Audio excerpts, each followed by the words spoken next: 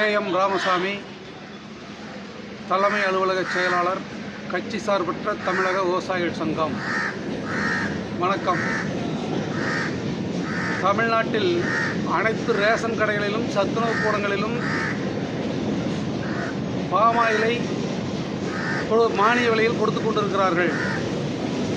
உள்நாட்டில் உற்பத்தியாகும் தேங்காய் எண்ணெயை மானிய விலையில் கொடுக்க வேண்டும். இப்போ வெளிநாட்டிலிருந்து இந்தோனேசியா, மலேசியாவிலிருந்து இறக்குமதி செய்து உடலுக்கு தீங்கு விளைவிக்கும் பாமாயிலை ரேஷன் கடையில் கொடுப்பதற்கு பதிலாக உள்நாட்டில் உற்பத்தியாகும் தேங்காய் எண்ணெய், கடல் எண்ணெய், நல்லெண்ணெய் கொடுத்தால் விவசாயினுடைய வாழ்வும் வளம் பெறும்.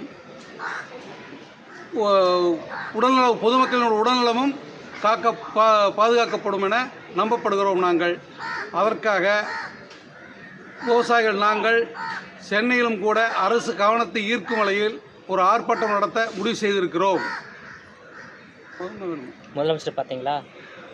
அது சம்பந்தமாக முதலமைச்சரை சந்திக்க இப்பொழுது நான் தலைமைச் செயலகத்திலே கடிதம் கொடுத்து வந்திருக்கிறேன். நேரடியாக சந்தித்து அது சம்பந்தமாக பேசுவது சம்பந்தமாக கொடுத்து வந்திருக்கிறேன். அழைத்து பேசுவார்கள் என உறுதியாக சொல்லியிருக்கிறார்கள். விவசாயிகள் அழைத்து பேசுவதாக உறுதி சொல்லியிருக்கிறார்கள். நாங்களும் எங்களுடைய மாநில தலைவர்களும் சந்தித்து பேச உள்ளோம். வேளாண்மை துறை அமைச்சர் MR பன்னீர்செல்வத்தை சந்திச்சிங்களா?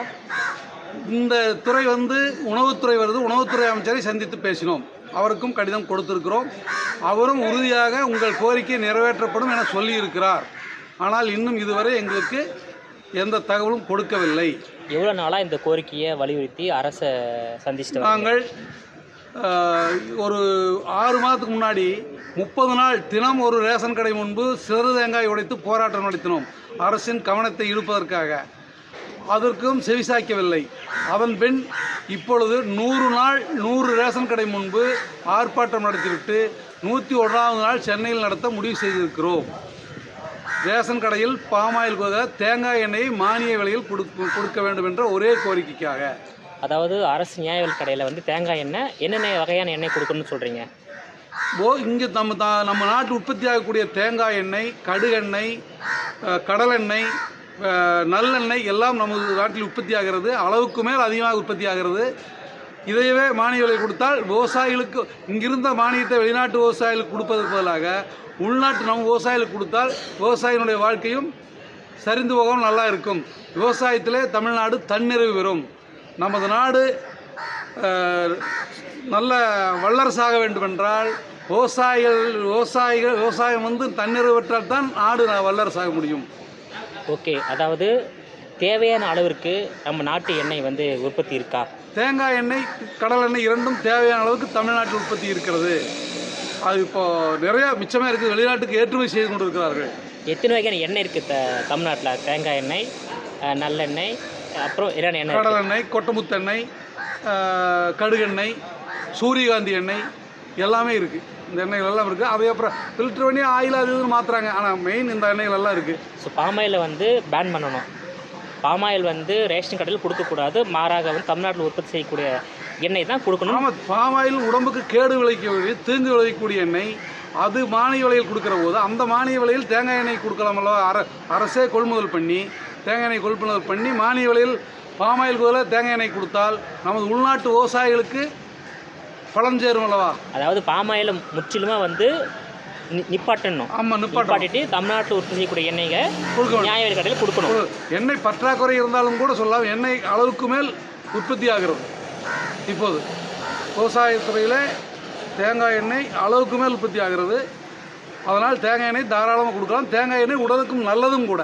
உங்கள் கோரிக்கையை தமிழக முதலமைச்சர் M.K. ஸ்டாலின் நிறைவேற்றுவார் என்ற நம்பிக்கை உங்களுக்கு இருக்கின்றதா?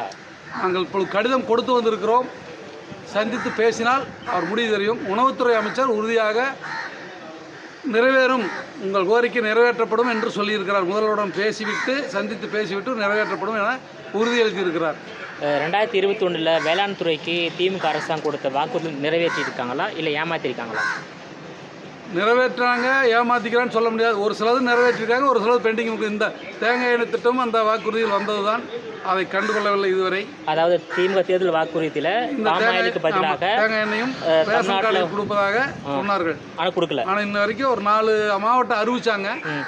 அறிவிச்சாங்கன்னா மானிய விலையில் கொடுத்தால் தானே போகும். சும்மா கடல் விற்கிற விலை கொடுத்தா தேங்காய் எண்ணெய் வாங்க போகிறோம். அப்போ பாமாயில் தானே வாங்குவாங்க.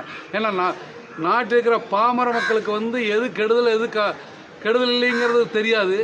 விலை எது கம்மியாக அதை தான் வாங்குவாங்க. அதனால மானிய விலையில் தேங்காய் எண்ணெய் கொடுத்தால்தான் ரேஷன் கடைகளில் ஓடும். தேங்காய் எண்ணெய் மட்டுமல்ல, எல்லா தமிழ்நாட்டு உற்பத்தி செய்கிற எண்ணெய் எல்லா எண்ணெயும் கொடுக்கணும். எல்லா எண்ணெயும் அந்தந்த ஏரியாவில் ஒவ்வொரு எண்ணெய்கள். ஆமாம் ஆமாம். ஒரு ஏரியா இப்போ எங்கள் ஏரியானா எங்களுக்கு திருப்பூர் கோவை மாவட்டம் ஃபுல்லாக ஈரோடு மாவட்டம் ஃபுல்லாக தேங்காய் எண்ணெய். அது விட்டு இந்த பக்கம் வந்து எள்ளு இருக்கும், கடல் எண்ணெய். ஒரு இடத்துல கடல் எண்ணெய் இருக்கும். ஆமாம், ஒவ்வொரு இடத்துல எள்ளெண்ணெய். இப்படி ஒரு ஏரியா இருக்கிற மாதிரி இருக்கிறது. இதில் அதிகமாக உற்பத்தி ஆகக்கூடியது தேங்காய் எண்ணெய்.